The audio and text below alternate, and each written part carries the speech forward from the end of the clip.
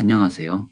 저는 올해 54, 남편과 함께 작은 도시에서 평범하게 살아가는 주부입니다. 제가 오늘 들려드릴 이야기는 평생을 남 눈치 보며 살아왔던 제가 처음으로 사람다운 결심을 했던 그날의 이야기입니다. 그 결심이 누군가에겐 무모해 보일 수도 있고 어쩌면 남의 일에 나선 오지랖처럼 보일 수도 있습니다. 하지만 그때 저는 분명히 느꼈습니다. 아이의 손을 붙잡던 그 순간, 내가 이 아이의 마지막 희망일 수도 있겠구나 하고요. 이 이야기는 우리 집과 아주 가까운 바로 윗동선의 집에서 시작됩니다. 남편의 형, 그러니까 시동생 부부는 어릴 적부터 경제적으로 부족함 없이 자랐고 지금도 시내 아파트에서 안정된 삶을 살고 있었습니다. 하지만 그들의 마음까지 따뜻하다고는 감히 말하지 못하겠습니다. 왜냐하면 그 부부는 아파트 분양을 받기 위해 서류상으로 아이 하나를 입양했다가 분양 당첨이 되자마자 그 아이를 길에 내쫓았기 때문입니다. 그리고 그 아이는 제게 말했습니다. 큰엄마, 저 키워주면 복 받으실 거예요. 저는 망설였고, 울었고, 끝내 그 아이의 손을 잡았습니다. 그때부터 제 인생은 완전히 달라졌습니다.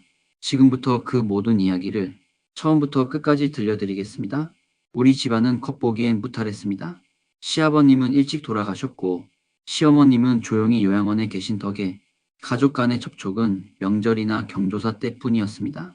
시동생 부부는 도심에서 회사를 다니며 두 사람 다 정규직으로 안정된 생활을 하고 있었고, 저희는 변두리에서 조용히 남편 퇴직금으로 작은 꽃집을 운영하며 살아가고 있었습니다. 특별히 친하지도 특별히 불편하지도 않은 그런 거리감의 가족 관계였죠. 그러던 어느 날 시동생이 전화를 걸어왔습니다. 목소리는 왠지 들떠 있었고, 형님 댁 근처로 이사하게 될 것 같아요 라며 좋은 소식을 전했습니다. 이유는 아파트 특별 공급에 신청했는데 당첨이 유력하다는 것이었고, 자세히 묻지 않았지만 당시 뉴스에서도 입양 가정 특별 공급이 큰 이슈가 되던 시기였습니다. 한 달쯤 뒤 진짜로 시동생 부부가 우리 동네로 이사를 왔고 뜻밖의 아이 하나가 함께 따라왔습니다. 10살쯤 되어 보이는 남자아이, 작은 캐리어 하나만 들고 낯선 얼굴로 시선을 피하던 아이. 아, 이 아이요?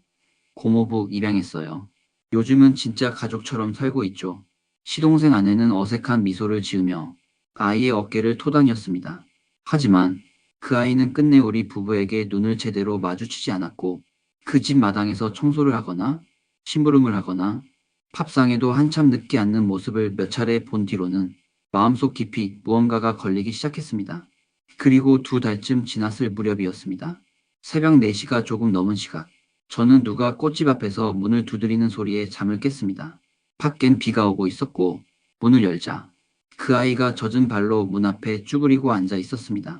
옷은 얇은 반팔 티셔츠 한 장, 손엔 아무것도 들려있지 않았고 입술은 파랗게 질린 채 벌벌 떨고 있었습니다. 어머, 이게 웬일이니?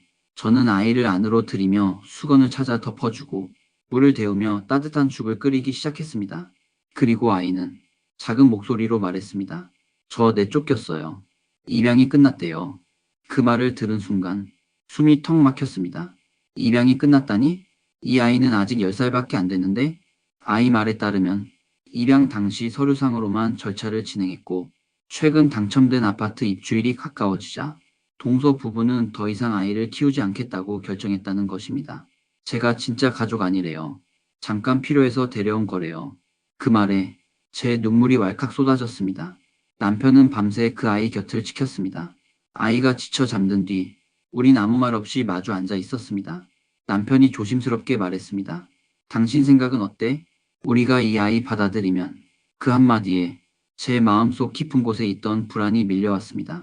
우린 아이를 키워본 적이 없습니다. 저는 꽃집을 지키느라 하루 종일 바쁘고 남편은 아직 일용직 일을 띄엄띄엄하며 노후 준비 중입니다. 한창 손이 가는 아이를 지금 우리가 받아들일 수 있을까? 하지만 그때 아이가 눈을 떴습니다. 그리고 말했습니다. 큰엄마, 저 키워주시면 복 받으실 거예요. 진짜로요. 그 말이 어쩌면 그 아이가 지푸라기처럼 매달린 마지막 기대였겠죠. 저는 아이의 손을 꼭 잡았습니다. 그래, 우리랑 같이 살자. 그 일이 있고 난 뒤 시동생 부부는 태연하게 아파트에 입주했습니다. 애가 갑자기 도망쳐서 우린 너무 황당했어요. 그들은 주변 사람들에게 아이의 가출처럼 말하고 다녔습니다. 하지만 시간이 지나며 이웃들 사이에서도 이상한 낌새를 느끼기 시작했습니다.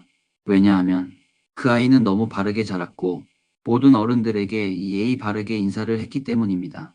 그리고 어느 날 지역신문 기자가 우연히 꽃집에 왔다가 우리 이야기를 듣게 되었습니다. 짧은 미담 기사 한 꼭지가 지역신문 일면에 실렸고 그 내용이 퍼지자 군청에서 폭지 공무원이 찾아왔습니다. 조사 끝에 시동생 부부는 아동보호법 위반 혐의로 경고 조치를 받았고 우리는 정식으로 위탁가정으로 등록되며 시에서 일부 양육비도 지원받을 수 있게 되었습니다. 지금 아이는 우리 집에서 중학교에 다니고 있습니다. 작은 방 하나를 아이에게 내주고 새 책상을 사주었더니 태어나서 처음으로 내 책상 가져봤어요? 라고 말하며 활짝 웃는 얼굴을 보았습니다. 그 웃음은 세상의 어떤 보상보다도 귀하고 어떤 분양권보다도 값진 얼굴이었습니다. 저는 지금 누구보다 따뜻한 엄마가 되어가고 있고 남편도 매일 퇴근할 때마다 마트에서 아이 간식 하나씩 사들고 옵니다. 우린 가족이 되었습니다. 시동생 부부는 여전히 같은 동네에 살고 있습니다. 길에서 마주치면 어색한 인사만 주고받지만 그들은 더 이상 우리 아이에 대해 말하지 않습니다. 어쩌면 자신들이 버린 것이 얼마나 큰 선물이었는지 이제는 알지도 못할 겁니다. 그 아이는 어느 날 제게 말했습니다. 큰엄마, 제가 복이었죠? 저는 대답했습니다. 아니, 내가 우리 복 그 자체야.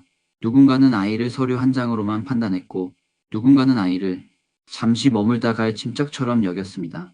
하지만 저는 이제 압니다. 사람의 마음을 품는다는 것이 그 무엇보다 큰 복이라는 걸.